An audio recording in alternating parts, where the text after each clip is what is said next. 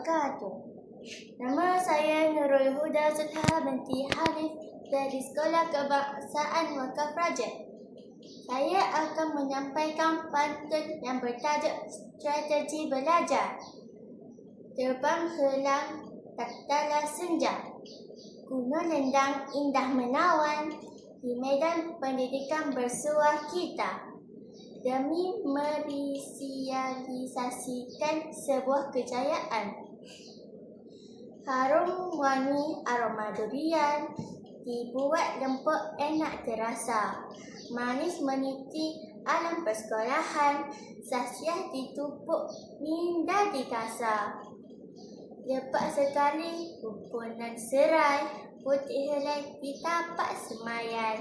Motivasi tinggi pendidik semai, pergerakan utama menuju kejayaan.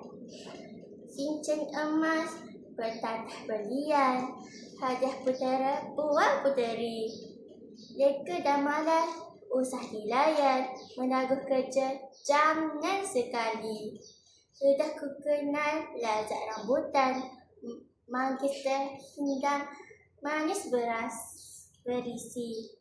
Istiqomah beramal, kuatkan iman, cabaran mendatang mudah diatasi. Sekian, terima kasih.